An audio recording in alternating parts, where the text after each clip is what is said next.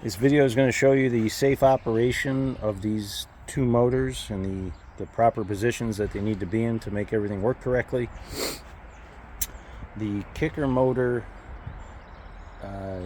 for any time it's not in use, has to be set up so that it's got about 2.5 inches sticking out of the rod there on the shaft, which is essentially all the way over and then a couple clicks back out. So that allows the big motor to be fully turned with just enough clearance in between. Normally the big motor would be out of the water while the kicker motor's in use. The only time you may not want to do that is if you were really trying to slow yourself down. You could leave that motor in the water to drag extra.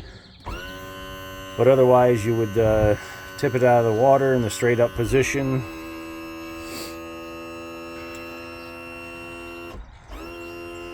Doesn't have to be all the way up, and then that allows for full steering left and right of the kicker. And the main reason obviously for that is the travel of that arm right there. So that steering arm extends out. Again, when the big motor's up, no problem, plenty of room, no big deal. So that's how you're going to want to do that.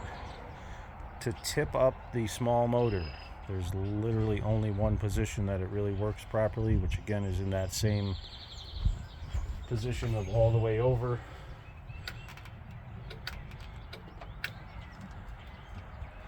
And back just a click, so all the way. And then on the control here, you can tip that up and it'll allow that to work properly. Main reason for all that is these cables here are just laying over top of the bracket, and everything is free. It's not, rubbing or hitting anything, but you have to tip the motor down before you try to steer it again. So you can lock the motor in that position for travel if you want, or you can tip it back down for travel. There should be enough clearance either way. So that control is here. This motor does start a little different than the other motor. It has a regular choke on it, so that means you have to lift the warm-up lever, turn the key on, and hold the key in to start it. That'll apply the choke when you hold the key in, and you need to hold it in while you're cranking it over. Once it's warmed up, then you can drop that lever down, and then this is your shift and throttle as well. So your iTroll system is here. Just tip that motor back down. Again, anytime you're tipping, raising, lowering that little motor, or for use of the big motor, it has to be over in that position.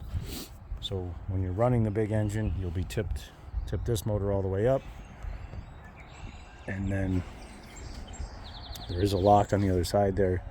Not a bad idea to put it on the lock. So your iTroll is here. They are mounted on Velcro. I don't know how well you can see that, but again, the left and right function of this does not interface with this steering system, so it's just done from here for the steering, here for the iTroll. Your idle sets are there, your dial to turn up the speed. You do have to remember to turn this off when you're done. Fishhawk is here.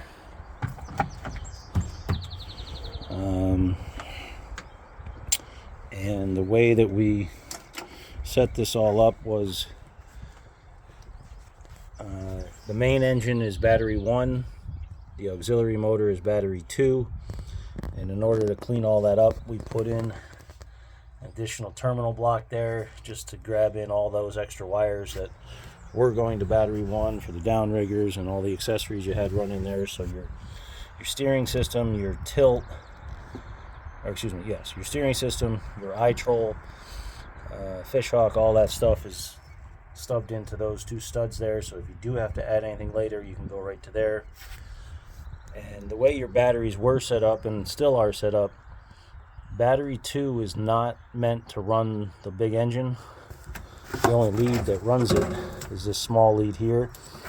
So it'll, if you put the switch on, the 2 position or the both position, it'll charge that battery, but it's really not designed to run, full power, full starting power for that big engine. It may do it, but I'd be cautious on that. So, that being said, just know that in the 1 position,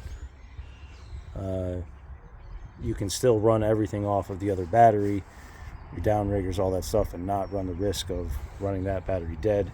If you put it in the both position while you're running the little motor or the big motor, it will charge both batteries either way, because the little motor will charge back to the first battery and vice versa. So,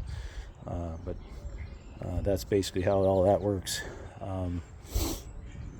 And just over time, you do need to just keep an eye on all these zip ties that are in here. They are really set up a certain way to minimize interference with anything. If one of them breaks or anything, you just need to keep an eye on these wires. You want to watch the bottom of these cables and make sure they don't get chafed. Any of these wires here. But again, you have to know where and how to tip these motors independently so that you don't catch the cable, twist it the wrong way, do something, because it's just super tight fit. We did bolt the motor to the bracket, and even with that, we had to offset the motor to that side to gain clearance for the steering. We tried flipping the steering, we tried doing a lot of different things to make it work, and